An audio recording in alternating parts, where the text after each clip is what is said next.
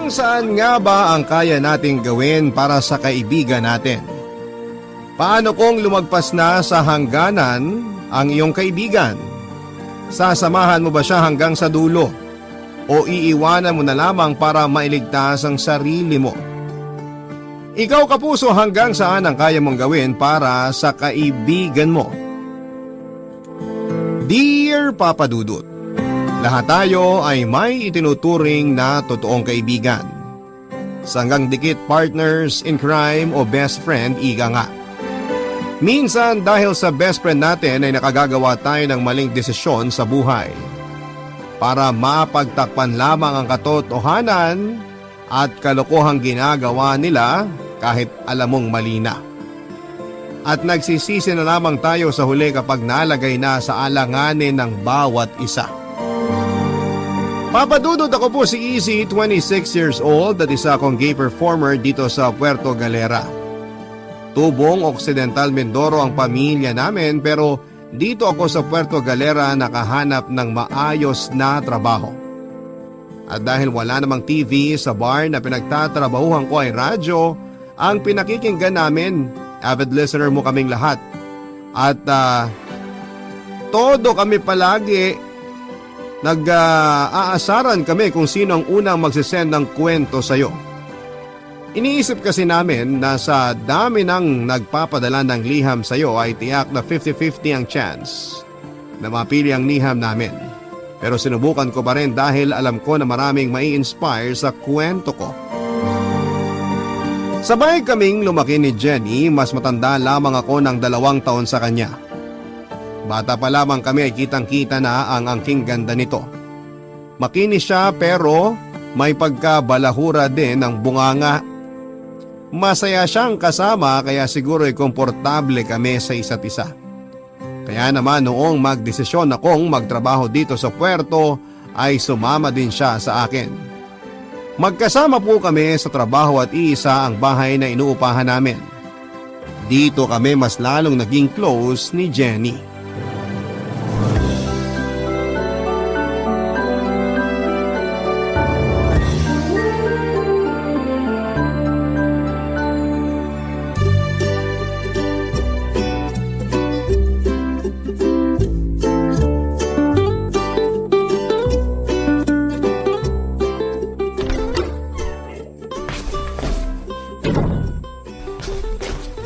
Bakla! Ay, hala! Ano nangyari sa'yo, babae ka? Bakit nung matungal ka para kang kinakatay na baka? Iniwanan niya ako! Nakipag-break na siya sa akin! Tumigil ka na nga sa kakaatungal mo. Mamaya isipin ng mga kapitbahay pinagsasamantalahan kita eh. Kaloka ka! Ang sakit eh! Alam mo yon? Siya lang yung lalaking minahal ko. Tapos sabi niya sa akin, hindi na daw siya masaya. Ay naku, tumigil ka na sa paggawa mo ha. Ang sakit na sa tenga ng boses mo, naririndi na ako. Ano ba kasi iniiyak-iyak mo? Mabuti nga tumagal pa siya ng 1 taon eh. Sa tindi ng ugali mo na yan, naku, patay na kambing lang ang hindi magre-reklamo. Bakla naman eh! Nakita mo nag-amot ako, babanatan mo ako ng ganyan? O anong gusto mo? Ihele kita para tumahan ka, ganon. Masyado ka kasing selosa. Ang ganda-ganda naman ng peslak mo. Pero kung magselos ka, wagas. Kapag mahal mo ang isang tao, magsiselos ka talaga. Palibhasa kasi hindi mo pa naranasan magmahal eh. Gaga? Anong akala mo sa akin, tuot? Walang pakiramdam? Hoy, kahit na bakla ako, marunong ako magmahal, no? Ay naku, mabuti pa ayusin mo na ang sarili mo. Kakain na tayo. Ang tsaka ng itsura mo, oh. Wala akong ganang kumain. Ay naku, bahala ka. Basta ako kakain na. Ang sarap pa naman ang niluto ko. Bakla, anong gagawin ko? Wala kang dapat gawing babae, kundi kumain. Eh kung yan ini-emote mo, kinukuha mo na ng plato, di masasaluhan mo na ako. Makakakain na tayo. Dali na, may trabaho pa tayo mamaya. Arte mo. Hindi ako papasok mamaya. Hindi ko kaya magtrabaho. Ang sakit-sakit kasi! Babae, ano ka ba? Hindi mo dapat iniiyakan ng kagaya niya. Buti sana kung gwapo eh. Kaso mukha naman paa. Ang ganda-ganda mo tapos magkakaganyan ka sa mukhang paa. Sa mahal ko eh! Anong gagawin ko? mahal-mahal naman ako, di ba, bakla? Mabait naman ako, di ba? Ay, teka, ano mabait? Hindi ka mabait. Magtigil ka. Pero yung kamahal-mahal, pwede pa. Pero yung mabait, wag mo na ipilit.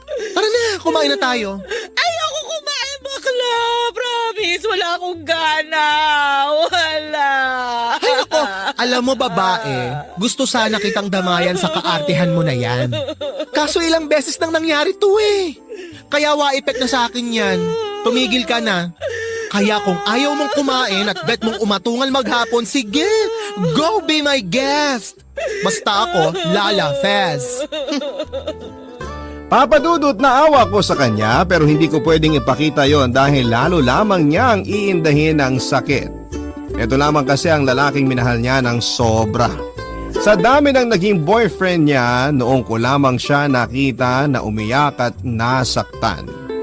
Alam ko na ito lamang ang lalaking minahal niya at saksi ako doon, papadudot.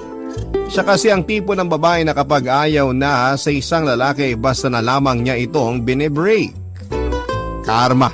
Yan ang tamang sabihin ko sana sa kanya pero pinili kong huwag sabihin dahil alam ko na mas makakadagdag pa yon sa sentimiento di asukal niya, papadudot. Sinubukan ko siyang pakalmahin. Lahat na yata ng magaganda at masasakit na salita ay sinabi ko na sa kanya. Dahil pinapabayaan na niya ang sarili niya. Kahit na anong sabihin ko sa kanya ay hindi siya nakikinig. Alam ko nalilipas din ang lahat ng sakit na nararamdaman niya.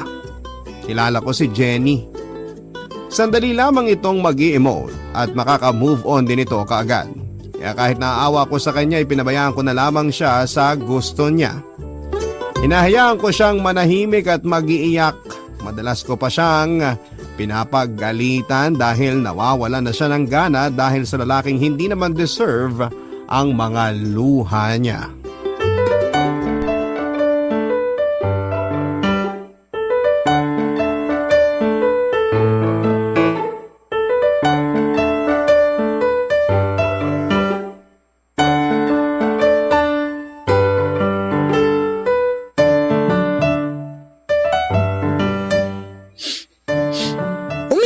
Pa rin, babae? 100 years na kayong hiwalay, ganyan ka pa rin? Move on din, babae, pag may time. Mabuti sana ko yung iniiyakan mo, artistahin eh. Ayusin mo nga yung sarili mo. Bilis, tara, mamasyal tayo. Ayoko, bakla. Tinatamad ako, ikaw na lang. Palagi na lang tayong ganyan? Teka, kailan ka ba huling nagsuklay, babae ka? Alam mo pa ba kung ano ang suklay? Ginagamit sa buhok yun. Tingnan mo nga yung itsura mo. Ang gulo-gulo ng buhok mo, ang dugyot-dugyot mo. Hoy babae, baka may kuto ka na ha, mahawa mo ko, kokrompalin talaga kita. Pabayaan mo nga ako. Wala kang pakialam kahit hindi ako magsuklay o mamaho ako. Umalis ka na kung aalis ka. Gusto ko mapag-isa. Ay hindi, aalis tayo. Tingnan mo nga yung eyebags mo, mga maleta na oh. Alam mo, imbis na nag-e-emote ka dyan, ipakita mo sa lalaking yun na mukhang paa na hindi siya kawalan. Sinasabi ko sa'yo, maniwala ka sa akin, pagsisisihan ng boyfriend mong mukhang paa na iniwang ka niya. Ayoko nga. Hoy, pag ako nainis sa'yo, talagang kakalad ka rin kita, sinasabi ko sa'yo. Huhubarang kita at bubuhusan kita ng malamig na tubig, sige. Para makita mong hinahanap mo. Kilala mo ako, babae, pag sinabi ko, ginagawa ko. Ang kulit talaga ng baklang to. Ayoko nga sabi eh. Ano bang mahirap intindihin sa sinabi ko? Kung gusto mong umalis, umalis ka. Huwag mo na akong isama, okay? Alam mo, nuknukan ka ng arte, nakakainis. Eh wala naman akong gagawin doon. Baka mainis ka lang lalo sa akin. Iwanan mo na lang ako at huwag mo na akong kulitin.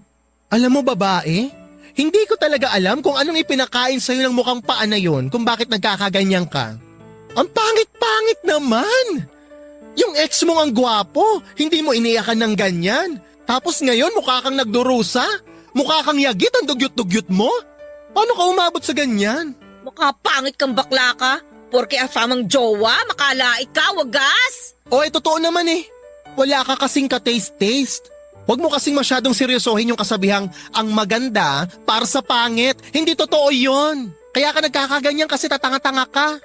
Alam mo, kung ako sa'yo, aalis na ako. Huwag mong sayangin ang oras mo sa pangwawalang niya sa akin. Wala ka mapapala. Concerned lang ako sa'yo, babae. Mahal kita, kaibigan kita eh. Hindi ko kayang makita na nagkakaganyan ka dahil lang sa isang lalaking mukhang paa. Mas sanay ako na binabalahura mo ko, nakikipaghuntahan ka sa akin, yung maingay ka, nakikipagsabayan ka, makulit, magulo, ganun. Hindi yung ganyan ang itsura mo. Yung mukha naglublob ka sa putik. Mabuti pa mag-inom na lang tayo. Ay, hindi ko bet magwalwal today, babae. Go na tayo sa mall, gusto kong mag-mall. Doon na tayo.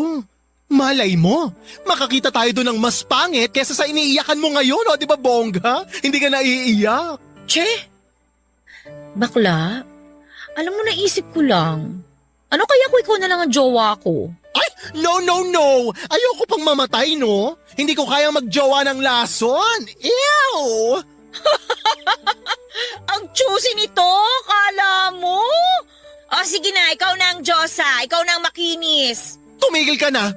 Don't say another word. Hindi ko kaya. Kadiri ka. No! Papa Dudut, nahirapan akong tulungan si Jenny para makapag-move on. Pero dahil na rin sa kakulitan ko ay napapayag ko siyang labas muli at lalo na kapag wala kaming trabaho. May nakilala siyang foreigner at naging boyfriend niya rin po ito. Naging masaya ako para sa kanya dahil alam ko na hudyat ngayon na nakalimutan na niya ang ex niya na umiwan sa kanya. Nakikita ko na ulit siya na tumatawa. Bumabalik na ang dating sigla na matagal ding panahon na nawala sa kanya. Mahal na mahal ko ang kaibigan ko at hindi ko siya pwedeng pabayaan. Kulang na lang ay iisa ang nagluwal sa amin. Iisa ang likaw ng bituka namin at hindi ko maatim na makita siyang nasasaktan. Pero gaya ng mga naunang naging boyfriend niya ay iniwan din siya ng foreigner. Muli ko naman siyang nakitang umiiyak at nasasaktan, Papa Dudut. Papa Dudut, idinaan na lang namin sa pagwawalwal ang pag-iwan sa kanya ng afam niyang boyfriend. Nalasing kami pareho at ang masakit nito ay may nangyari sa amin. Hindi ko alam kung paano ako kikilos. Basta ang alam ko lang ay nabigla din ako. Paano ay may mangyayari sa amin samantalang laso ng tingin ko sa mga babae? Kaya litong-lito ko sa mga oras na yon. Tomboy ba ako? Ilang ulit kong tinatanong ang sarili ko kung totoo ba ang mga nangyari. Kung nananaginip lamang ba ako. Malabo pa kasi sa sabaw ng pusit na may mangyari sa aming dalawa ng isang babae at sa kaibigan ko pa. Halos hindi ko na nga alam kung nakatulog ba ako at hindi ko rin alam kung anong magiging reaksyon namin pag naging maayos na ang katinoan naming dalawa, Papa Dudut. Barangay Love Stories. Barangay Love Stories. Ay nagkakailangan pa kaming dalawa. Hanggang sa inisip na lang namin na bangungot lang ang nangyari at hindi namin gusto. Ang mahalaga ay alam namin sa sarili namin na may nangyari. Isang buwan din na mahigit na medyo nagkakailangan kaming dalawa at kung kailan na nagiging maayos na ang lahat, ay saka naman biglang nagkaproblema. Nabuntis siya at sa akin niya pinapaako ang bata. Ako daw ang ama. Paano ko tatanggapin na sa akin ang bata kung alam ko na bago may mangyari sa amin ay may nakasiping din siya, ang boyfriend niya na foreigner. Bigla akong nakaramdam ng takot, Papa Dudut. Paano nga kung ako ang ama ng ipinagbubuntis niya? Paano ko pakikisamahan ang isang babae? Okay sana kung hindi ako ang ama ng bata kasi wala akong obligasyon sa bata. Tutulungan ko lamang siya dahil kaibigan ko siya, pero papaano kung ako ang ama? Paano ako kikilos? Hilong-hilo na ako sa kakaisip pero walang pumapasok sa isipang kong matinong sagot. Hihintayin ko ba muna siyang manganak para malaman ko kung sa akin talaga ang bata bago ko siya tulungan? O tutulungan ko na siya at aakuin ng bata? Kahit na hindi pa namin alam kung sino talaga ang ama, pag blue eyes ay hindi akin. Pag Pinoy akin.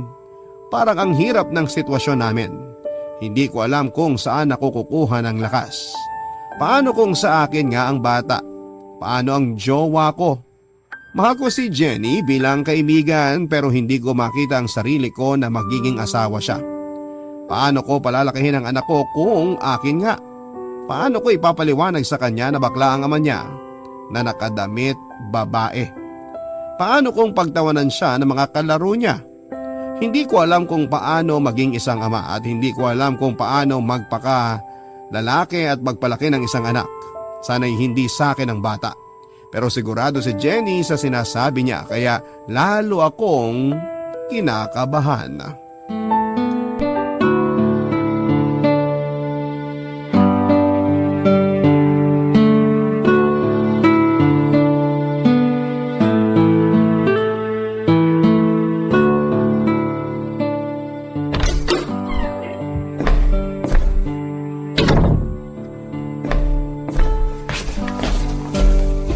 Oh, kumain ka na ba? Oo, kanina pa. Anong inulam mo? Siya nga pala. Nakausap ko ang jowa ko, uwi raw siya. Hindi niya pwedeng malaman ang tungkol sa atin, ha? Hindi niya malalaman kung walang magsasabi. Wala naman nakakaalam na pinaako mo sa akin yung bata, no? Hindi ko siya pinaako sa'yo. Sigurado ako na ikaw ang ama ng anak ko. Alam ko sa sarili ko ang bilang ng araw kung kailan siya nabuo, no? Hayaan mo kung lumabas na foreigner ang bata, lalayo ako sa'yo. Hindi mo kailangan lumayo, ano ka ba? Akin man o hindi ang batang yan, hindi kayo aalis. Palalakihin natin siya na ako ang kikilalanin niyang ama. Salamat bakla ha. Kasi kahit na ganitong nangyari, hindi mo ako pinabayaan. Hindi mo pa rin ako iniwan. Hindi talaga kita iiwan, ano? Hindi ko kayang gawin yun sa'yo. Mahal kita, kaibigan kita. Isa pa, kung sa akin ang batang yan, aayusin natin ang lahat. Ilalagay natin sa tama. Alam mo, naisip ko, kaysa kung sino-sino lang dyan na lalaki, mas pipiliin ko na makisama sa'yo. Kasi mabait ka eh. Kilala natin ng isa't isa. Oo nga, bakla ka. Pero hindi ka bakla lang eh. Bakla kang responsable at may puso. Ano ba yan, babae? Huwag ka na magdrama. Parang gusto ko na tuloy matouch. Hindi ako nagdadrama bakla. Totoo yung sinasabi ko. Darating ang araw, makakabawi din ako sa'yo. Bala ko sana umuwi muna sa atin eh. Mahirap kasi manganak ng mag-isa. Huwag ka nang umuwi. Baka ma-stress lang lalo si na tita dahil sa nangyari. Tsaka na tayo umuwi kapag nakapanganak ka na. Baka magulat sila kapag nakita nila ang kalagayan mo. Ayoko kasi maging pabigat sa'yo. Nahihiya na nga ako sa'yo eh. Kinakapalan ko na nga lang itong mukha ko, no? Ito naman? Para saan pa't naging best friend mo ko? Magkasangga tayo, di ba? Ang mahalaga ngayon, ang sitwasyon yung mag-ina. Ako na munang bahala sa lahat ng gastusin.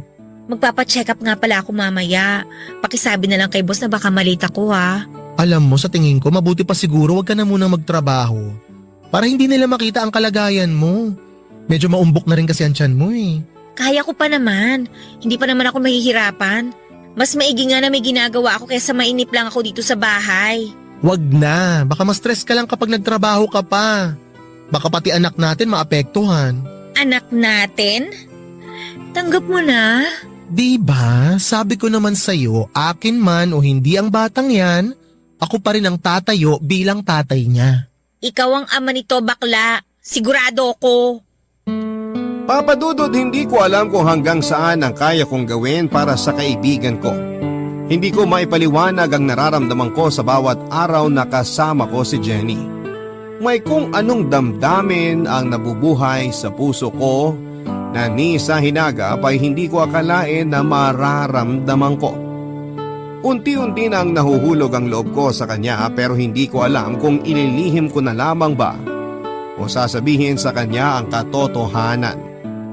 Baka pagtawanan lamang niya ako at ayokong mangyari yon dahil masasaktan ako. Ilang buwan din na walang nakaalam ng sitwasyon namin ni Jenny. Inilihim namin sa katrabaho namin ang pagbubuntis niya. Pero hindi naman madaling itago ang pagbubuntis kaya napilitan na rin siya na mag-resign bago mas mahalata ang tiyan niya. Inako ko ang responsibilidad. Mahirap man pero dahil sa pagmamahal ko sa kanya ay nagagawa kong kayanin ang lahat. Nalaman ng boyfriend ko ang tungkol sa amin ni Jenny dahil na rin sa mga taong masaya kapag nakakasira ng buhay. Hindi ko inamin sa kanya ang totoong nangyari. Sinabi ko lamang sa kanya na inaako ko lamang ang bata dahil iniwan ito ng boyfriend. Napaniwala ko naman siya kaya hindi niya pinutol ang suporta niya sa akin. Pero nagulo ang mundo ko dahil inamin din sa akin ni Jenny na natututunan na rin niya akong mahalin, Papa Dudut.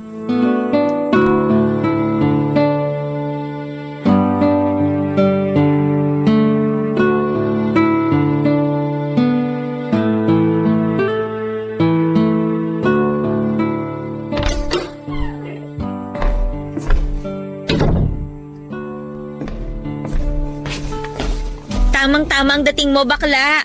Magpalit ka na ng damit mo at kakain na tayo. Pakis nga. Ay, anong kiss? Che, Ito naman. anong ulam? Kiss mo muna ako. Ano ba nangyayari sa'yo, babae? Gusto lang kitang ikis. Bakit? Bawal ko bang ikis ang tatay ng anak ko? Sige na, kiss mo na ako. Kilabutan ka nga, ano ka ba? Kadiri ka ha? Malapit na ako masuka. Ay, wag ako bakla ah. Alam ko na bet mo na rin ako. Nararamdaman ko yon. Huwag ka mag-inarte. Hindi bagay sa'yo. Kiss na, dali na, bilis na. Parang tanga to. Kumain na nga lang tayo. Hindi mo pala sinagot yung tanong ko, ano bang ulam? Tortang talong na may kasamang pagmamahal. Babae ha, hindi ka na nakakatawa. Ay, sandali. Tabihan kita ha. Meron ka palang dapat malaman. Bakla, maniniwala ka ba kung sasabihin ko sa'yo na mahal kita? Mahal din naman kita ha. Alam mo yan, di ba? Pero bilang kaibigan. Oo, bilang kaibigan. Bakit? Ano pa bang inaasahan mo? Sure ka ba bilang kaibigan lang? Eh bakit pinapawisan ka dyan? Uy, si bakla. In love na rin sa akin. Aminin mo na. Wala naman nakakarinig eh. Nagbablush ka bakla? Oo. Halatang-halata na in love ka na sa akin. Babae, tama na nga. Hindi ako nagbablush. Naka-blush on talaga ako. Tsaka mainit sa labas. Paano hindi ako pagpapawisan? Tumigil ka nga. Sus! Wag ako bakla. Iba na lang. Ay, teka sandali. Nagpagupit ka? Nakabistida ka kaninang umalis ah. Bakit nakamaong ka na ngayon? Bakla! I love you na! I love you na talaga! Hoy babae, wag kang assuming ha. Hindi ako nagpagupit para sa'yo. Isa pa, sinasanay ko lang talaga ang sarili ko na ganito para hindi magtaka si baby sa itsura ko. Ay! Gwapo ka pala, bakla! Ay, oo naman. Nakakatawa na ngayon mo lang napuna. Hindi naman ako puputaktihin ng mga manliligaw kong afam kung hindi, di ba? Ay, oo nga pala. Paano kapag dumating uli yung afam mo tapos ganyan ang itsura mo? Hindi kayo magduda yun? Actually, matagal na akong pinagaganito ni Jowa. Gusto niya ng ganitong pormahan ko. Gusto niya na magganitong pormahan na daw ako. Ako lang ang may ayaw. Tumatanggi lang ako. Ay, naku, change topic na nga. Mabuti pa kumain na tayo. Huwag ka na nga ano dyan kung ano-ano mga napupuna mo. Eh di kumain. Basta mamaya, kiss mo ko ha? Papa Dudut, naging magaan ang bawat araw naming dalawa ni Jenny. Masaya ang bawat gising namin at unti-unting nawala ang ilang sa aming dalawa. Hindi ko man tuwirang aminin sa kanya na mahal ko na siya na higit pa sa isang kaibigan. Alam ko na nararamdaman na niya yon, Papa Dudut. Action speaks louder than words, ika nga nila. Madalas kasi na hindi ko na rin maitago ang kilig at saya sa tuwing magkasama kami. Kakaiba ang pakiramdam na ito kumpara noong mag-best friend pa lamang kami. Mas makulay at mas masaya. Nanganak si Jenny, Papa Dudut. Babae at Pinay na Pinay ang itsura niya. Akin ang bata. Ako nga ang ama. Hindi ko maipaliwanag ang saya na nararamdaman ko ng mga sandaling yon. Lalo na noong hawakan ko ang aking anak. Para po akong nananaginip, Papa Dudut. Para akong nakalutang sa ulap. Tatay na ako at gusto kong sumigaw sa tuwa pero mas tamang sabihin na naluha ako. Naluha ako sa sobrang kasiyahan. Ito na ang pinakamagandang regalo na matatanggap ko sa buong buhay ko. Aalagaan ko siya at mamahalin, Papa Dudut. Barangay Love Stories. Barangay Love Stories. Nakarating ang balita sa boyfriend ko, Papa Dudut. Bigla siyang umuwi ng Pilipinas at kinausap ako ng masinsinan. Doon ay inamin ko sa kanya ang katotohanan. Hindi na ako nagsinungaling pa, Papa Dudut. Inamin ko sa kanya lahat dahil sukol na ako. Inamin ko sa kanya ang totoo dahil gusto ko ding ipagmalaki na tatay na ako. Tatay na ako na sa hinagap ay hindi ko naisip na mangyayari yon. Galit na galit sa akin ang boyfriend ko at pinapili ako kung siya o ang aking mag-ina ang pipiliin ko. Aaminin ko na minahal ko ang boyfriend ko. Hindi kami tatagal ng 6 na taon kung hindi ko siya minahal. Pero mas mahal ko ang anak ko at si Jenny. At handa kong isakripisyo ang lahat ng karangyaan na kayang ibigay sa akin ng boyfriend ko para sa mag-ina ko. Hindi matanggap ng boyfriend ko ang mga nangyari. Hindi agad ito umalis sa Pilipinas at inalok niya ako ng malaking halaga kapalit ng pag-iwan ko sa mag-ina ko. Sosuportahan daw niya ang mga ito. Paaralin ang anak ko at bibilhan ng bahay, bibigyan ng negosyo. Sumama lamang ako sa kanya. Aalis daw kami ng Pilipinas at magpapakasal sa ibang bansa. Gaya ng nauna naming plano bago ko nabuntis si Jenny. Ilang beses niya akong kinulit, Papa Dudut, pero ilang beses ko din siyang tinanggihan hanggang sa kusa itong sumuko at umalis na. Hindi ko na sinabi kay Jenny ang tungkol sa sinabi sa akin ng boyfriend ko. Masakit din sa akin ang nangyari at naawa ko sa boyfriend ko, Papa Dudut, pero mas nanaig sa akin ang pagmamahal sa mag-ina ko. Hindi ko man direktang may paliwanag sa kanya ang tamang sagot sa tanong niyang kung bakit. Ang mahalaga sa ngayon ay napatunayan ko sa sarili ko na mas mahal ko si Jenny at handa akong iwan ang lahat para sa kanila ng anak ko.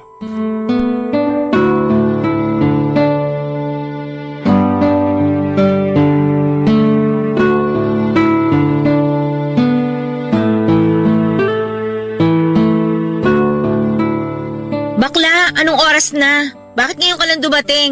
Kanina pa kita hinihintay ah. Bakit mo ako hinihintay? May problema ba? Wala. Hindi lang ako sanay nang hindi ka kagad umuwi pag wala kang trabaho. Masanay ka na, babae.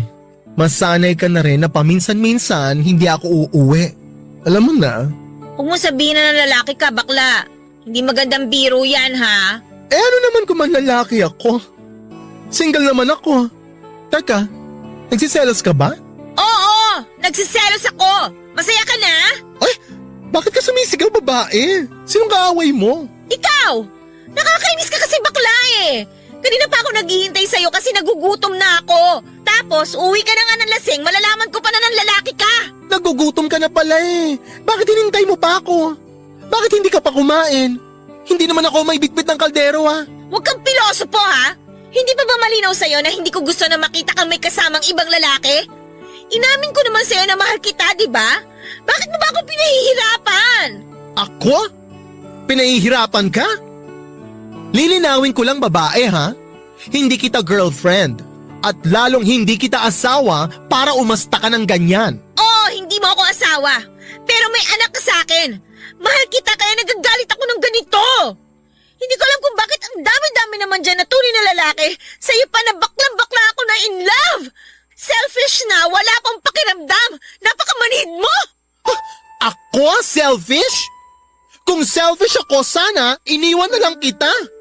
Sana noong pinapili ako ng boyfriend ko sa inyong mag-ina kapalit ng malaking halaga, sana mas pinili ko na lang ang pera. Hindi mo alam kung anong pinagdadaanan ko. Wala kang karapatan na sabihan ako ng selfish dahil mas pinili ko na manatili sa tabi nyo kesa pabayaan kayo. Tapos ako pa ang selfish? Talaga lang ha? Di ko matanggap. Bakit kami ang pinili mo kung hindi mo rin naman ipaparamdam sa amin na mahal mo kami? Kulang pa ba ang ginagawa ko? Ibinigay ko naman lahat sa inyo ah. Binago ko ang sarili ko para sa inyo. Tinalikuran ko ang marangyang buhay na dapat sana ay tinatamasa ko ngayon dahil sa inyo. Tapos ako talaga ang selfish? Parang hindi ako makaka-move on dyan. Oo, selfish ka! Dahil sarili mo lang ang iniisip mo. Ipinakita ko at pinaramdam ko sa'yo na mahal kita, pero ikaw ano? Anong ginagawa mo? Sa halip na aminin mo sa akin ng totoo, pilit mong tinatago kasi duwag ka! Duwag ka! Oo! Duwag ako! Masisisi mo ba ako? Binigla mo ko eh. Pero dapat nga magpasalamat ka pa rin sa akin eh. Dahil kahit duwag ako at kahit selfish ako tulad ng sinasabi mo, hindi ko kayo pinabayaan. Sapat na ba yung hindi mo lang kami pinabayaan? Bakla! Kailangan ko rin ng assurance na kami lang ng anak mo sa buhay mo. Gusto ko marinig sa'yo na mahal mo ko. Kasi ako, mahal na mahal kita. May gatas pa ba si baby? Baka wala na, bibili muna ako sa labas. Huwag mong ibahin ang usapan. Mahal mo ba ako o hindi? Kasi kung hindi mo ako mahal, mabuti pa na umalis na kami dito ng anak mo. Ano bang nangyayari sa'yo, babae? Hindi ka naman dati ganyan ah. Alam mo, mabuti pa kumain na lang tayo. Baka nalipasan ka lang ng gutom. Bakla naman eh. Mahal kita. Mahal na mahal kita. Bakit ba ayaw mong maniwala? Alam mo, nagbumukha na akong tanga ha? Pero kilala mo naman ako, di ba? Pag sinabi kong mahal ko talaga. Tsaka na natin pag-usapan ng tungkol sa bagay na yan, pwede? Alam mo, magpapahinga na nga lang muna ako. Ayoko nang kumain. Nawalan na ako ng gana. Papa Dudut, hindi ko alam kung bakit hindi ko nagawang aminin kay Jenny ang totoong nararamdaman ko. Pero noong aminin niya sa akin na mahal niya ako ay sobrang saya ko. Masaya ako pero itinago ko yon. Bago sa akin ang pakiramdam na yon dahil sanay ako na lalaki lamang ang nagpapatibok ng puso ko. Mula pagkabata ay hindi ko man lang naranasan ang magkagusto o magka-crush sa isang babae. Kahit kay Jenny na halos nakabuyangyang ang katawan sa harapan ko ay hindi man lang ako natukso o nakaramdam ng init ng katawan. Litong-lito ako, Papa Dudut, siguro kung hindi ko kilala si Jenny baka isipin ko na hindi totoo ang sinasabi niya na mahal niya ako.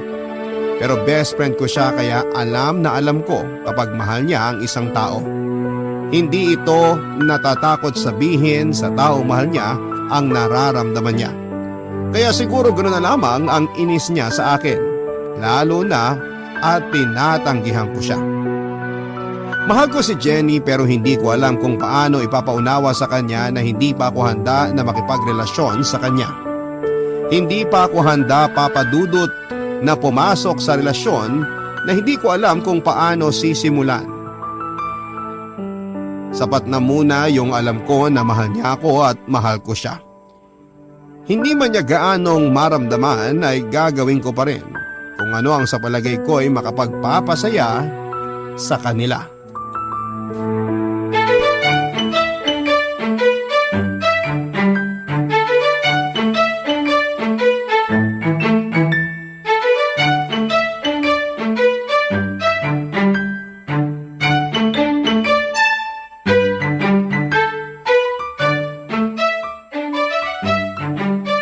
Tulog ng baby kong maganda.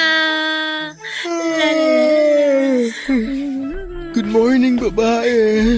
Good morning, bakla. Wala bang kiss?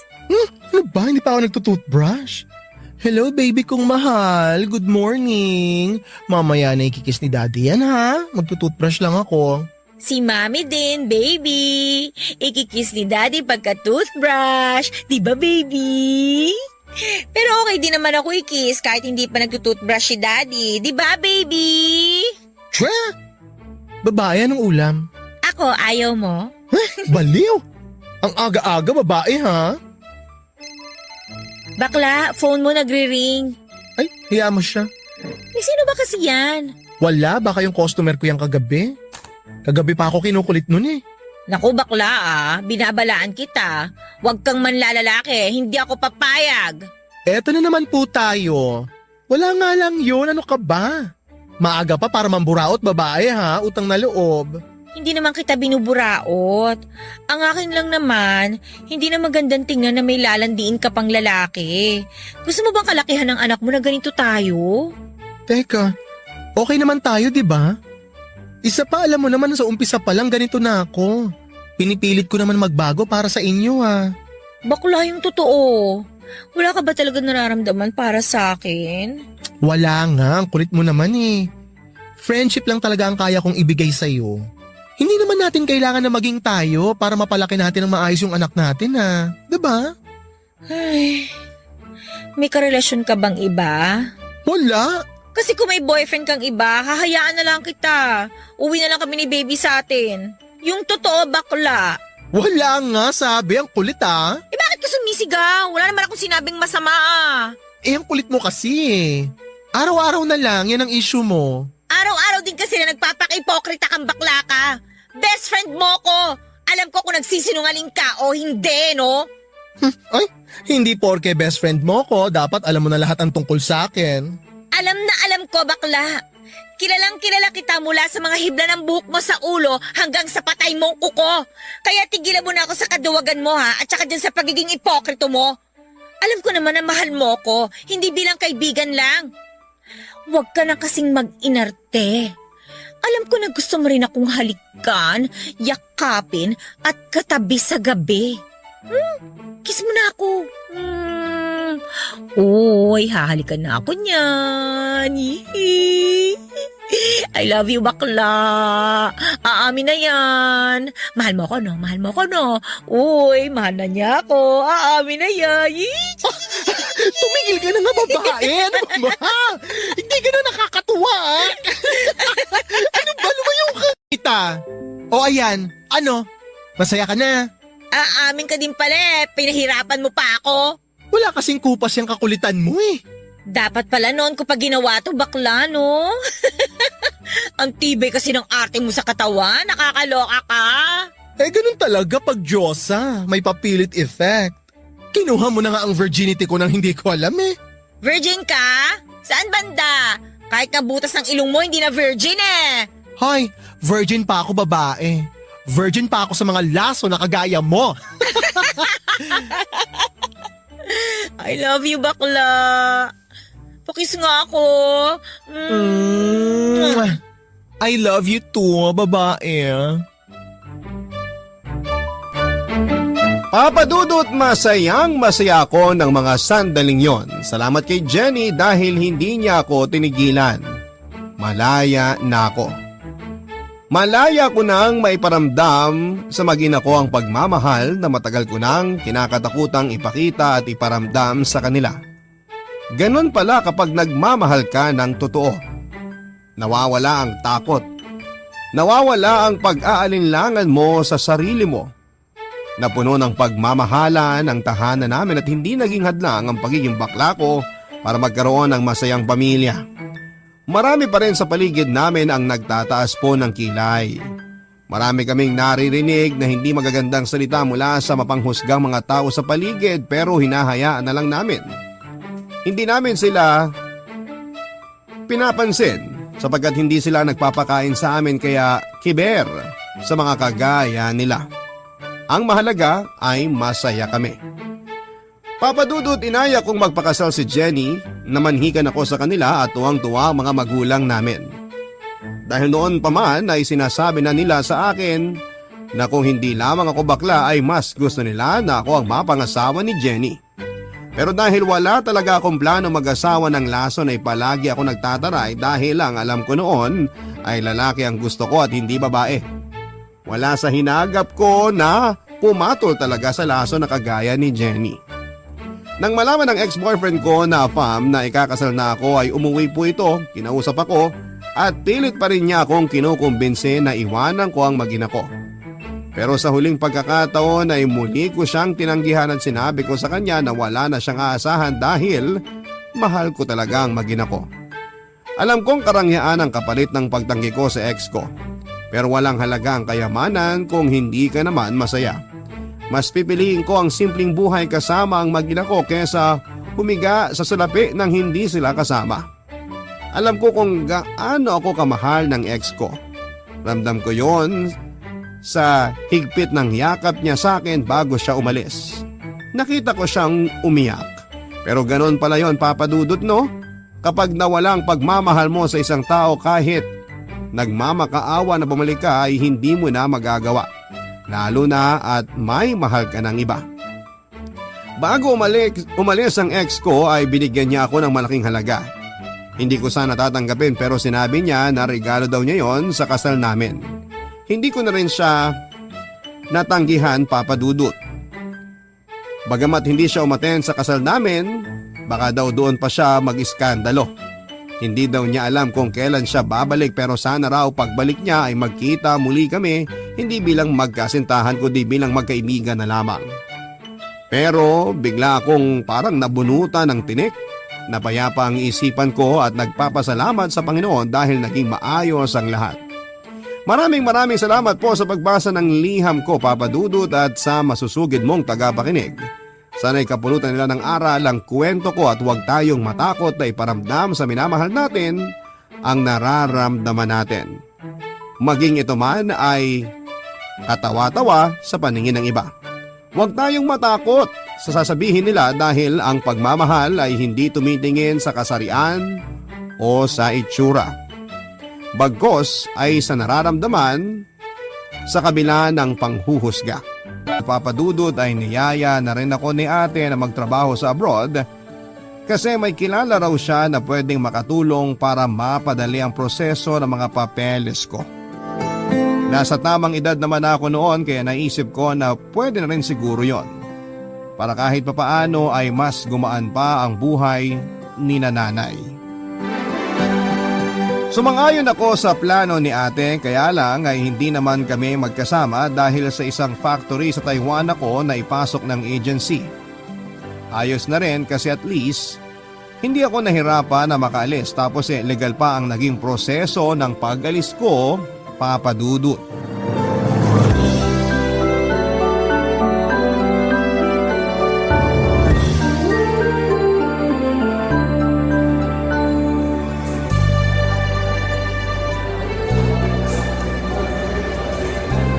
Kumusta po si Bunso, Mama? Mas maayos na ang pakiramdam niya ngayon. Hindi na po ba siya sinisikmura? Hindi na mula nung mapacheck up ko siya kahapon. Binigyan na kasi siya ng doktor ng gamot para hindi lumala yung ulcer niya. Ay, puti naman at hindi na lumala pa ang pagsakit ng sikmura niya. Pagsabihan niyo nga po siya, huwag makiuso sa diet-diet na ginagawa ng mga kaibigan niya. Naku, yan din nga ang sinabi ko sa kanya mismo nung makauwi kami dito sa bahay na hindi naman niya kailangang mag-diet kasi hindi naman siya mataba. Palibhasa kasi nagdadalaga na ang kapatid mo kaya nakikisabay sa uso. Baka ang ibig niyong sabihin, nagdadalaga na kaya nagiging maarte sa katawan. Aba, yung ibang tao nga wala na halos makain tapos siya, hindi niya kakainin yung mga pagkain na meron dyan sa bahay?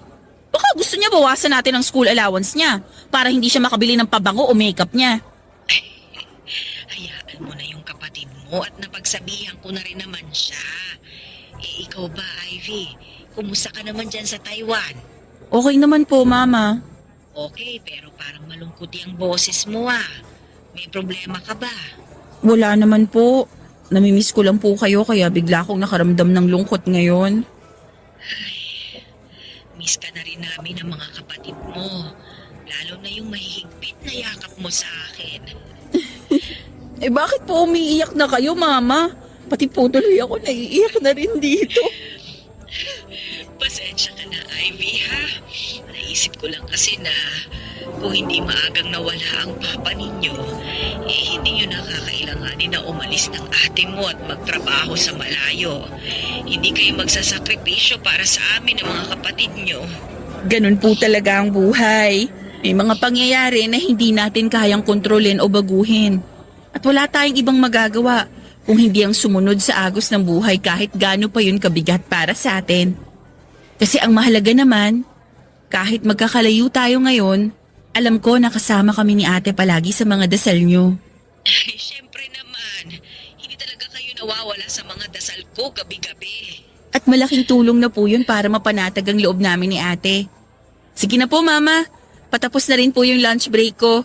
Ingat po kayo dyan palagi, ha. Love you. Bye po.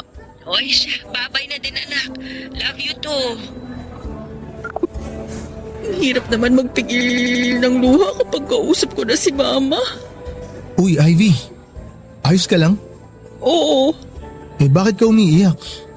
Oh, itong tissue. Kunin mo. Salamat, Kelvin, ha? Ang totoo, kausap ko kasi si Mama kanina at medyo nagkadramahan kami. Nagpipigil nga ako ng iyak habang ka-video call ko siya eh. Kaya eto ngayon, nagwawala tong mga luha ko. Ganyan talaga kasi nga bago ka pa lang dito sa Taiwan. Homesick ka sa tuwing makakausap mo sila. Kasi mas mararamdaman mo rin kung gaano mo sila kamiss. Ikaw ba? Hindi mo ba namimiss ang pamilya mo sa Pilipinas? Siyempre namimiss ko sila lalo na yung mga kapatid ko. Pero niisip ko na lang na sila rin naman ang dahilan kung bakit ako nandito ngayon eh. Nagsasakripisyo ako para sa kanila at para sa magandang kinabukasan nila. Ginagawa ko yun dahil mahal na mahal ko sila. Kaya yun na lang din ang isipin mo. Ginagawa mo ang magtrabaho sa malayo para sa mga taong mahal mo.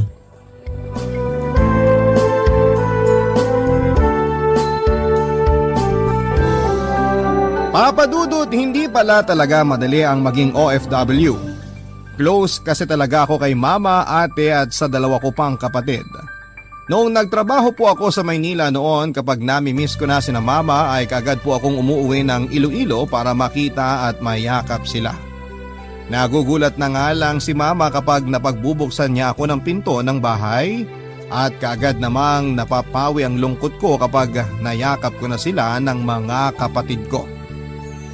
Papadudot, ang katrabaho ko pong si Kelvin ang madalas kong nakakausap kapag inaatake po ako ng pagka-homesick. Magaling kasi siyang magpagaan ng loob. Dahil na rin siguro sa matagal na rin siyang nagtatrabaho sa Taiwan at siya rin ang naging madalas kong kasama sa tuwing wala kaming pasok sa trabaho. Sinasamahan niya akong pasyalan ang iba't ibang magagandang lugar sa Taiwan, pati na ang masasarap na mga kainan doon. At hindi nga nagtagal ay nahulog ang loob ko sa kanya hanggang sa magkaroon na kami ng relasyon, Papadudot.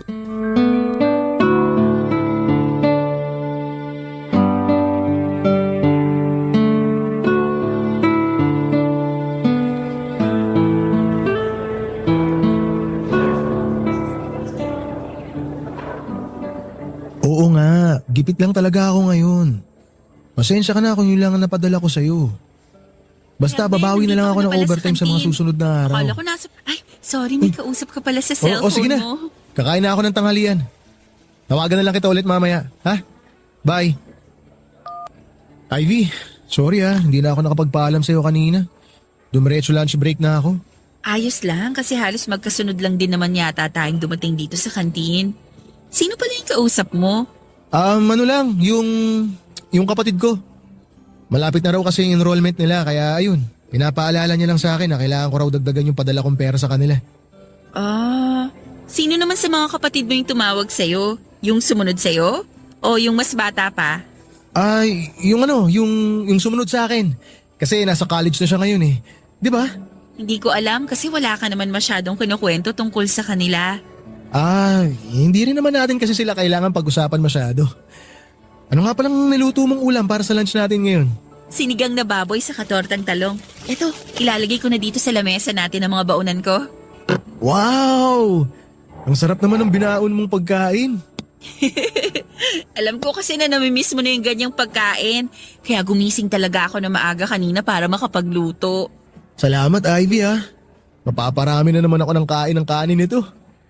Sa susunod, ikaw naman ang ipagluluto ko. Promise yan Oh, kumain ka lang muna ng kumain. Napansin ko rin kasi na parang nangangayayat ka na. Talaga ba? Baka dahil sa kaka-overtime ko to. Siguro nga. Ang sipag mo naman kasi masyado eh. Kelvin, matanong ko lang. Kailan mo ako ipapakilala sa pamilya mo? Bakit parang masyado ka namang nagulat sa sinabi ko? Oh, itong baso ng tubig Minom ka muna. Sorry. Salamat.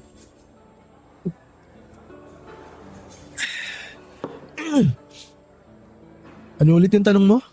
Kung kailan mo ako ipapakilala sa pamilya mo?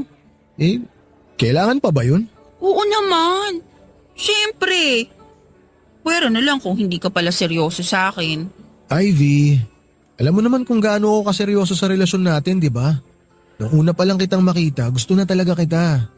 At kagaya mo, seryoso ako sa kung ano man ang namamagitan sa ating dalawa. Kung totoo yung sinasabi mo, bakit hindi mo pa ako ipakilala sa pamilya mo? O kahit sa parents mo man lang muna? Kasi nga masyado pang maaga para isipin natin ang mga bagay na tungkol dyan. May tiwala ka naman sa akin, di ba? Oo, meron. Oh, yun naman pala eh.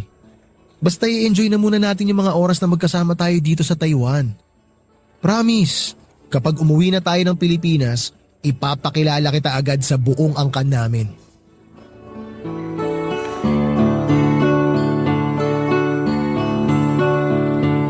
Papadudot mag-iisang taon na ang relasyon namin ni Kelvin nang magdesisyon kaming magsama na sa iisang bahay. Sa kanya nang galing ang ideya na yon para daw pareho kaming makatipid sa mga gastusin. Wala namang naging problema sa akin dahil ramdam ko na seryoso naman si Kelvin sa relasyon naming dalawa. Sigurado ako na mahal niya ako kahit na hindi niya pa ako pinapakilala sa pamilya niya. Pinaparamdam niya yon sa iba't ibang paraan na alam niya. Si Kelvin naman ay kilala na siya ni na mama at ng mga kapatid ko. Pinakilala ko siya ng maka-video call ko ang pamilya ko at wala naman silang pinakita na pagtutol sa pakikipagrelasyon ko kay Kelvin. Bago rin kami nagsama ni Kelvin sa isang bahay ay pinaalam ko yon kay mama at kay ate Papadudut. Sinabi nila na sa tamang edad na raw ako at kaya ko na raw mag-decide para sa sarili ko. Pinaalala lamang nila sa akin na kapag may isang beses na sinaktan ako ni Kelvin ay huwag na raw akong magdalawang isip na iwanan ng boyfriend ko. Huwag na huwag ko raw gagawing kawawa ang sarili ko para lamang sa relasyon namin ng lalaking mahal ko. At palagi rin nilang pinapaalala na mas piliin at mahalin ko pa rin ang sarili ko kesa sa ibang tao. Barangay Love Stories. Barangay Love Stories. Papadudot dumaan pa ang ilang buwan hanggang sa hindi ko napansin na halos 2 taon na pala ang relasyon namin ni Kelvin. Pero ni minsan ay hindi niya pa ako pinakilala sa pamilya niya kahit sa tawag o video ko lang. Palagi niyang sinasabi na busy ang mga ito at walang oras na makausap ako. Sinabi din niya na mas okay kung makilala ako ng pamilya niya kapag nakauwi na kami ng Pilipinas. Nung una ay palagi ko siyang kinukulit na ipakilala ko kahit man lang sa magulang muna niya. Pero hindi pa rin siya pumayag kasi nga masyadong abala mga ito para pagtuunan pa ako ng pansin. Ayaw niya rin daw na mag-isip ang mga magulang niya na may kalokohan na siyang ginagawa sa Taiwan. Ilang buwan pa ang lumipas nang magdalang tao ako, Papadudot. Kinabahan talaga ako kasi hindi ko alam kung papaano ko yon sasabihin sa pamilya ko. At hindi rin ako sigurado kung matatanggap ba ni Kelvin ang magiging anak namin. Pareho kasi kaming may responsibilidad na dinadala sa pamilya. Kaya ang kinakatakot ko noon, paano kung hindi pa siya handa na maging ama ng dinadala kong bata sa sinapupunan ko, Papadudut.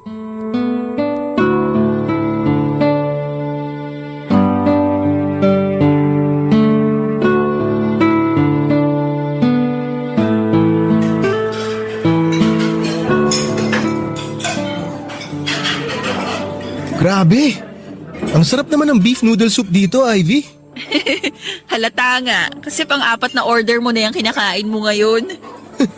Pang-4 ko na ba to? Akala ko pangalawa pa lang eh. Pang-4 mo na yan at mukhang makakalima ka pa. Kasi paubos na yung kinakain mo ngayon. Mukhang posibleng mangyari yan kasi ang sarap talaga ng beef noodle soup nila dito. Alam mo ba na ilang taon na ako nagtatrabaho dito sa Taiwan? Pero ito yung unang beses na nakakain ako dito sa restaurant na to. Talaga? Kahit na malapit lang to dun sa dating apartment na tinutuluyan mo? Oo. Medyo tago kasi yung spot na to eh kaya hindi ko masyadong napapansin. Sa bagay, tama ka dyan na hindi masyadong pansinin ng restaurant na to. Narecommend lang din naman sa akin to ng isang katrabaho natin. Akala ko nga napuntahan mo na to dati. Naku, hindi pa talaga, maniwala ka.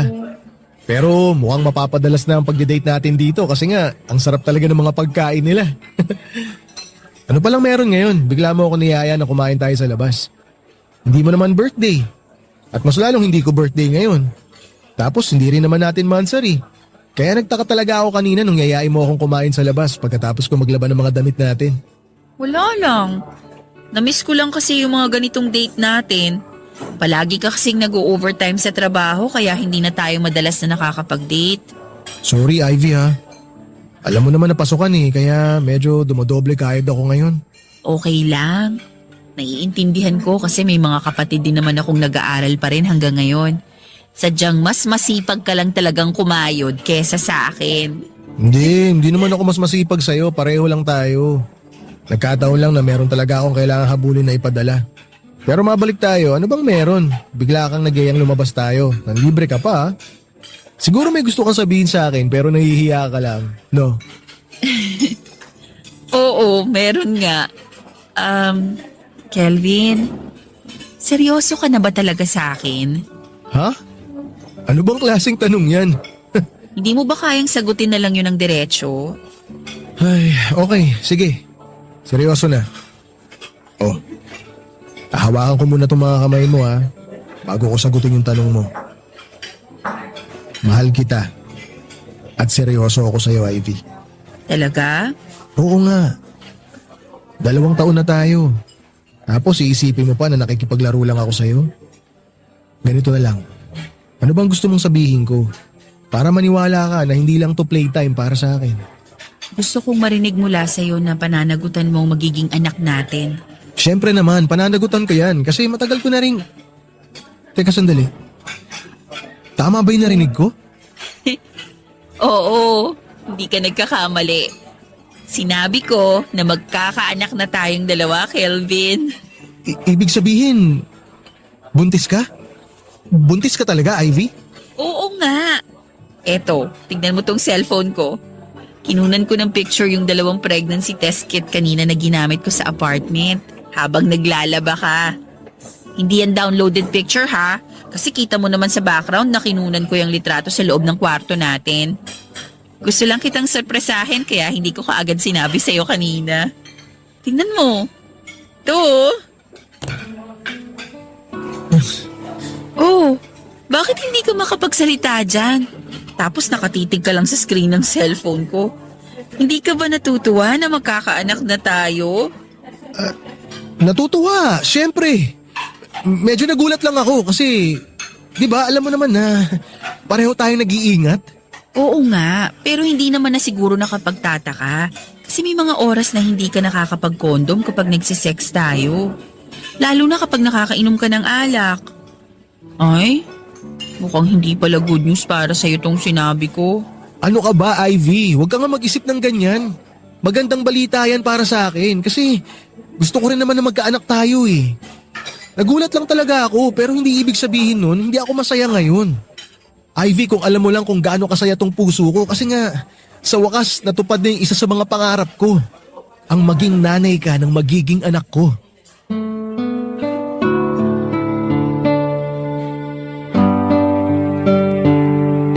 Papadudot nakita ko ang pagkagulat sa mukha ng partner kong si Kelvin nang sabihin ko sa kanya ang tungkol sa pagbubuntis ko. Inaasahan ko na rin yon kasi kahit naman ako ay nagulat at natakot nang makita ko ang resulta sa ginamit kong pregnancy test kit. Kahit nagsasama na kaming dalawa sa isang bahay, sinubukan naman naming mag-ingat sa tuwing may mangyayari sa amin para hindi ako mabuntis.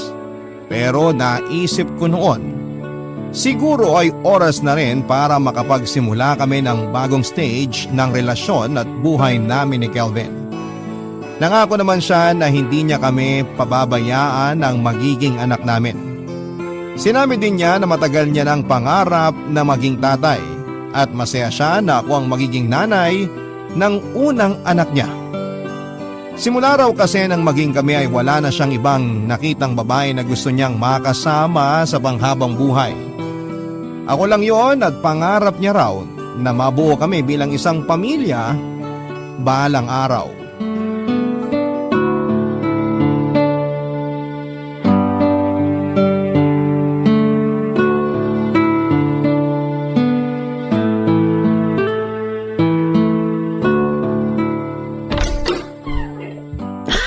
Nakauwi na rin sa wakas. Oo nga eh.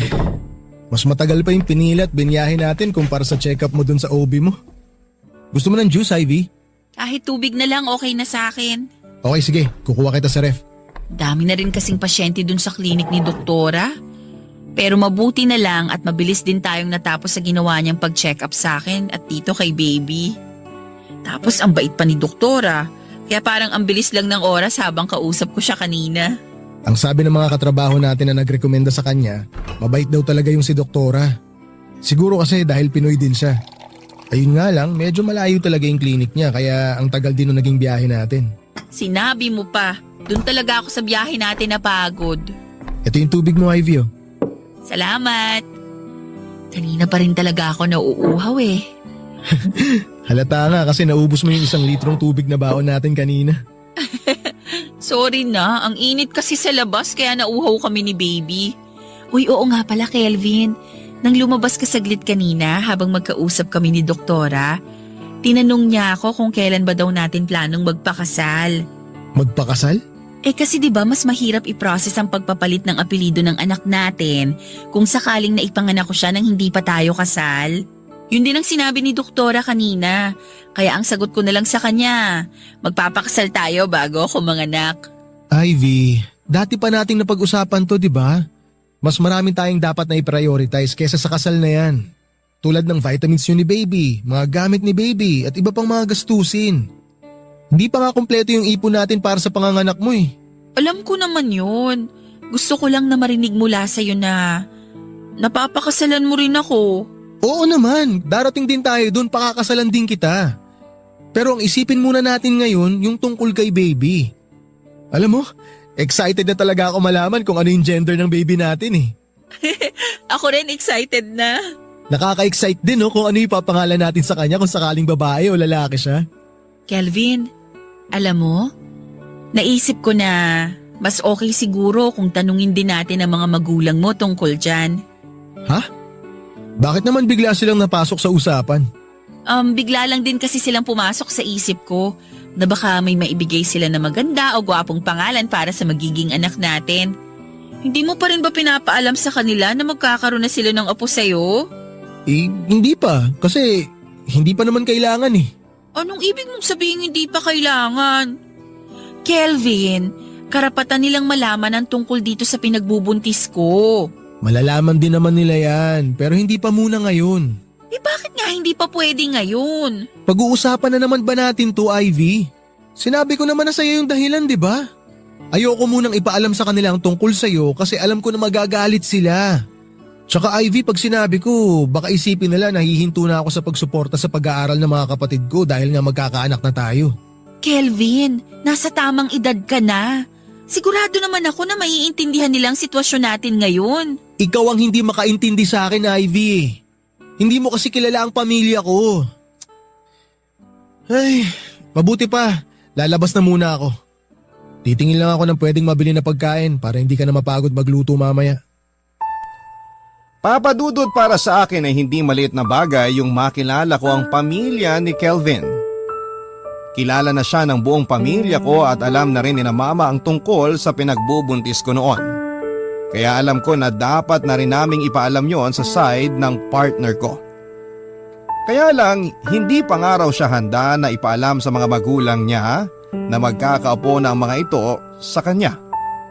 Hindi pa siya handa na makita ang magiging reaksyon ng mga ito kapag nakilala ako bilang live-in partner niya at kapag nalaman din na buntis na ako. Breadwinner kasi si Kelvin ang pamilya nila Papa Dudut at ang kwento niya sa akin ay 5 silang magkakapatid at siya ang panganay. Lahat ng mga kapatid niya ay nag-aaral pa. Ang tatay niya ay nagtatrabaho bilang pedicab driver at nasa bahay lang ang nanay niya. Kaya naman halos lahat ng kinikita niya sa trabaho ay pinapadala niya talaga sa pamilya niya. At dahil nga sa buntis na ako noon ay panayang overtime niya sa trabaho para madagdagan ang kinikita niyang pera. At hindi mapansin ng mga magulang niya na bawas na ang pinapadala niyang pera sa Pilipinas. Lahat ng yun ay ginawa niya, Papa Dudut, para umano sa pamilya niya.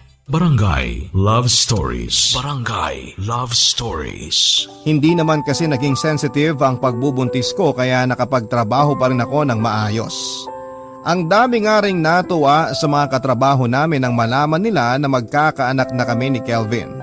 Panay din ang bigay nila sa akin ng masusustansyang pagkain at excited na sila sa magiging anak ko. 4 na buwan na akong buntis nang sabay na matapos ang kontrata namin sa trabaho ni Kelvin. Nag-decide kami na sabay na ring umuwi ng Pilipinas habang inaayos nga ang pag-renew ng kontrata namin. Doon muna kami umuwi sa bahay namin ni na mama sa Iloilo para mabantayan niya rin ang pagbubuntis ko. At nang formal na siyang makilala ni na mama ay nagustuhan na rin siya nito dahil magalang daw si Kelvin at mabait na kausap. Bonus pa na mahusay magluto si Kelvin at sa unang araw niya sa bahay, siya ang nagluto ng para sa dinner namin. Kaya naman nakuha kaagad ng partner ko ang loob at boto ni mama. Pero habang tumatagal, may napapansin si mama sa kanya na hindi kaagad nito sinabi sa akin, Papa Dudut.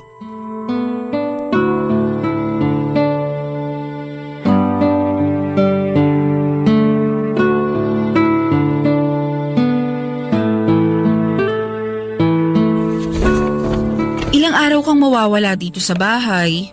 Siguro mga 2 o 3 araw lang. Bakit parang ang tagal naman? Saglit lang yun, Ivy. May aasikasuhin lang ako sandali tungkol dun sa negosyong sinabi ko sa'yo na gusto naming simulan. Bakit kasi hindi mo na lang ako pasamahin? Kasi nga baka mapagod ka pa. Eh di ba ang sabi mo, dun lang naman sa may Bacolod pupunta? Malapit lang naman yun dito sa Iloilo, kaya isama mo na ako. Ivy, wag ka nang makulit. Ayoko lang naman talaga na matagtag at mapagod kayo ni baby sa biyahe. Hindi lang naman kasi ako sanay na hindi ka nakasama. Isipin mo na lang na para sa inyo ng anak natin tong mga nilalakad ko ngayon.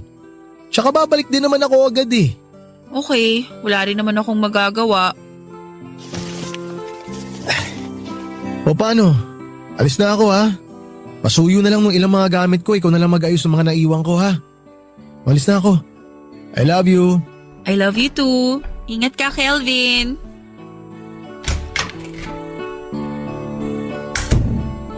Ay, bitin ko na nga lang muna tong mga damit na hindi sinama ni Kelvin sa bag niya. Ivy, ito na yung mga damit yun ni Kelvin na sinilong ko mula sa sinampay sa labas kanina. O ito, ilalapag ko na mga ito dito ha. Tiniklop ko na rin ng maayos sa mga yan. Salamat po, Mama. Isasama ko na rin po yan dito sa mga inayos kong damit ni Kelvin. Saan pala pupunta ang asawa mo? Nakasalubong ko pa siya bago ako pumasok na makuha ko yung mga tuyong damit ah. Sa Bacolod daw po. Sino naman ang pupuntahan niya doon? Yung mga magulang at kapatid niya ba? Hindi po, yung negosyo raw po na plano niyang buksan kasamang 2 pinsan niya. Ah, ganun ba? Bakit parang ang laki naman yata ng bag na dala niya? Mga 2 o 3 araw daw po kasi siyang mawawala dito sa bahay. Ganon katagal para lang sa pag-aasikaso ng isang negosyo? Opo, yun po ang sabi ni Kelvin. Ivy, nakilala mo na ba ang pamilya ng lalaking yan? Ang totoo, hindi pa po, Mama. Kasi ang sabi niya, hindi pa handa ang mga magulang niya na magkaroon ng panibagong responsibilidad si Kelvin. Bakit naman pumayag ka na hindi malaman ng magulang niya ang tungkol sa pagbubuntis mo? Matagal ko na rin po siyang kinukumbinse na sabihin sa pamilya niya ang tungkol sa sitwasyon naming 2. Kaya lang, nag-aaway lang po kami kaya hindi ko na po siya pinipilit. Alam mo, sa totoo lang, nagdududa ako dyan kay Kelvin. Bakit naman, Mama? Kakaiba na kasi ang mga ikinikilos niya. Para bang hindi na normal. Ivy, malakas talaga ang pakiramdam ko na may ibang babae ang asawa mo. Minsan kasi, nagising ako ng madaling araw para uminom ng tubig. Nakita ko yan na nasa may likod ng bahay habang may kausap sa cellphone niya. Sobrang hina nga lang ng boses niya kaya hindi ko narinig kung ano ba yung pinag-uusapan nila ng katawagan niya. Pati nga ang kapatid mo, sinasabi rin na minsan niyang nakita na may ka-video call na babae yang si Kelvin. Mama, hindi naman po ibig sabihin ng mga nakita o narinig nyo, niloloko na agad ako ng asawa ko. Baka po kapatid o nanay niya lang ang kausap niya. Basta. Iba pa rin ang kutob ko sa kanya. Kaya kung ako sa'yo, huwag ka masyadong magpapaniwala sa mga sinasabi niya. Dahil baka mamaya, may ibang babae na pala talaga siyang kinalolokohan. Papa Dudut, hindi lang naman si Mama ang may kakaibang nararamdamang kutob tungkol sa live-in partner ko na si Kelvin. Matagal ko nang napapansin noon na mga kakaibang kinikilos niya. Yung mga kinakausap niya sa tawag habang mahina ang boses niya na parabang ayaw iparinig sa akin ang mga sinasabi niya. Tapos dumagdag pa yung pag-alis-alis niya sa bahay namin tuwing Sabado, tapos uuwi siya ng Lunes o Martes na ng gabi. Ang sabi niya noong una ay may inaasikaso daw siya na negosyo na malapit lang sa lugar namin. Tapos nagbago ang dahilan niya at sinabi niya na tungkol naman daw sa pag-renew ng kontrata sa trabaho sa Taiwan ang pinagkakaabalahan niya. Kaya ilang araw siyang nawawala. Hindi ko alam kung parte lamang ba yon ng pagbubuntis ko ang kutob ko na nararamdaman ng mga oras na yon. Dumagdag pa ang mga napapansin ni Mama sa kanya, pati na rin ang mga kapatid ko. Alam daw nila na may tinatago si Kelvin na bagay na dapat kong malaman noon.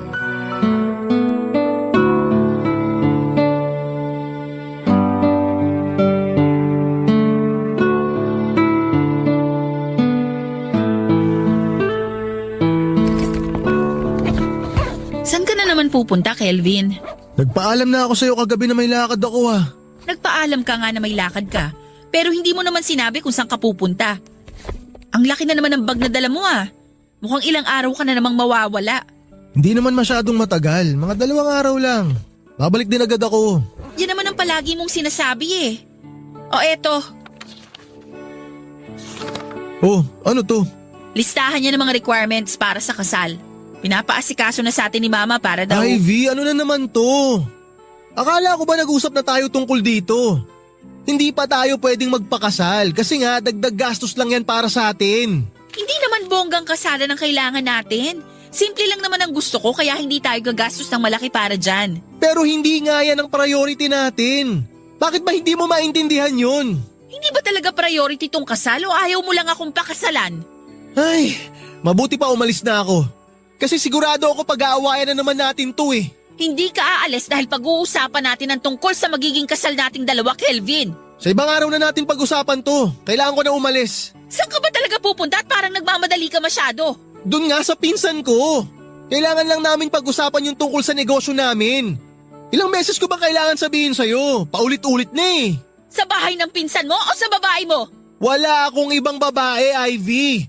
Saan mo ba napupulot yung mga sinasabi mo? Aminin mo na lang kasi na doon ka sa bahay ng kabit mo pumupunta tuwing umaalis ka dito. Mali ang iniisip mo. Hindi totoo yan. Talaga? Hindi mo ako niloloko? Wala ka talagang ibang babae na pinupuntahan? Wala kang kabit, Kelvin? Ano?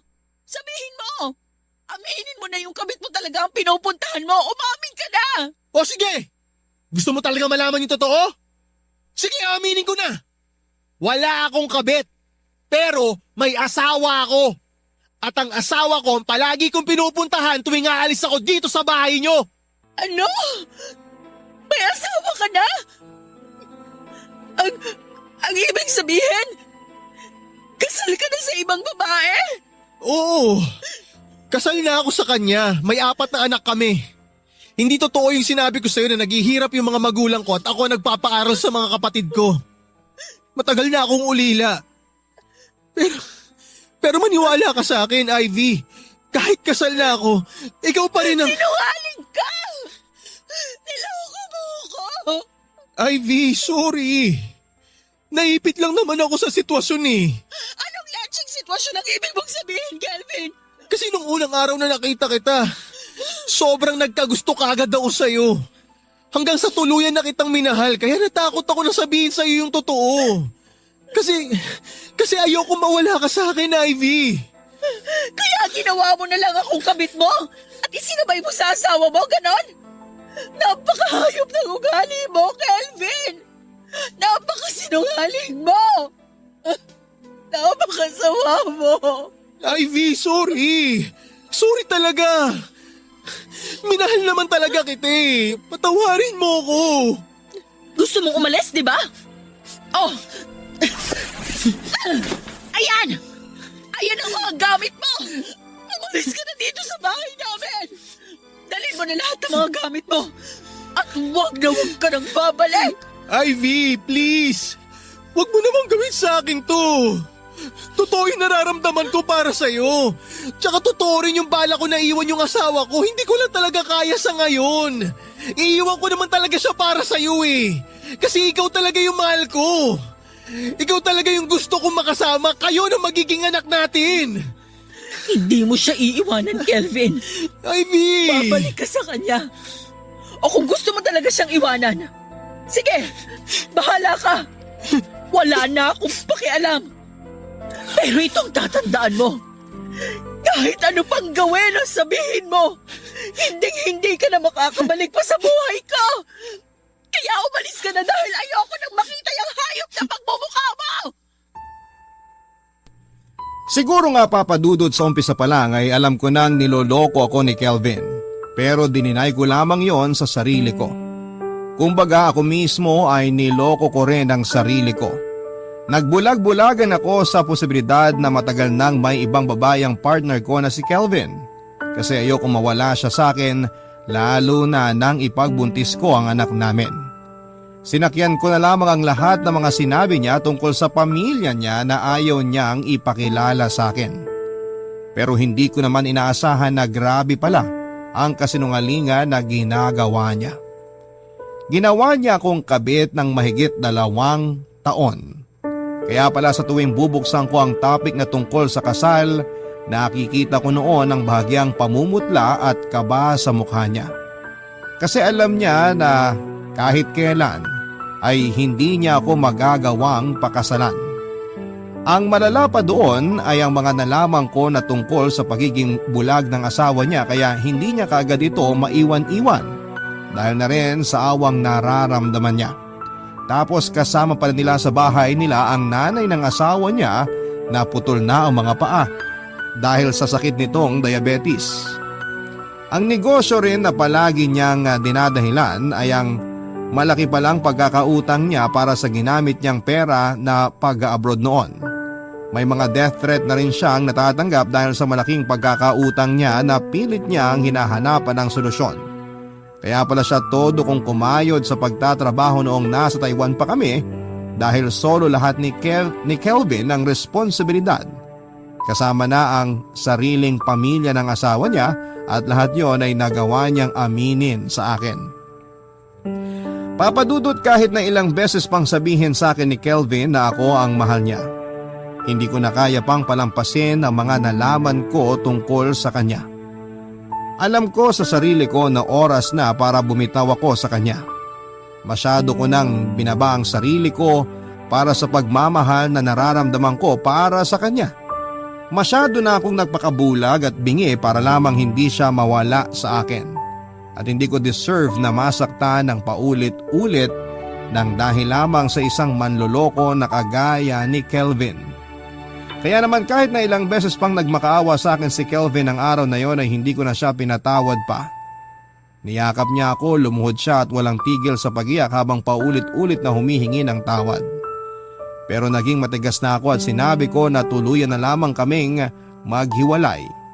Na ayoko na at hindi ko na kaya pang ipagpatuloy ang relasyon namin. Tama na yung mahigit na 2 taon na niloko niya ako.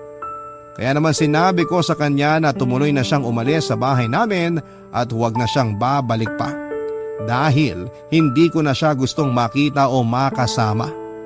Pinagbantaan ko rin siya na kapag bumalik siya sa bahay namin ay isusumbong ko siya sa asawa niya ang ginawa niyang panloloko sa aming dalawa. Sa huli, papadudot, sinunod din po ni Kelvin ang gusto kong mangyari.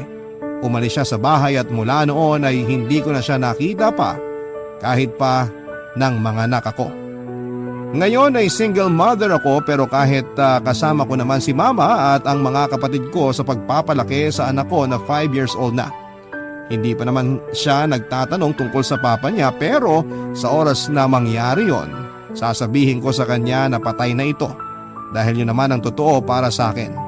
Matagal nang patay si Kelvin sa puso ko pati na rin sa buhay ko.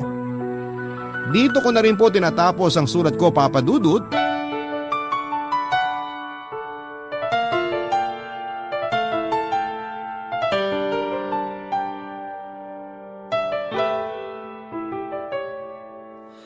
Ang buhay ay mahiwaga, laging may lungkot at saya. Sa Papa Dudut Stories, laging may karamay ka.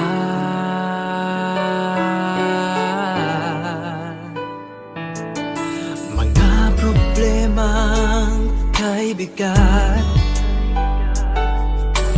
dito ay pakikinggan ka. Sa Papa Dudut Stories, kami ay iyong kasama. Dito sa Papa Dudut Stories, ikaw ay hindi nag-iisa.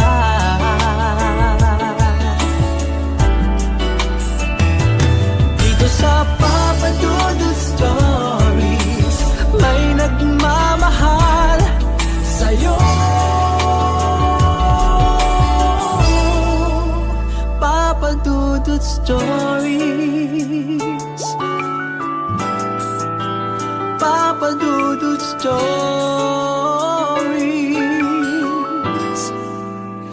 Papa Dudut Stories.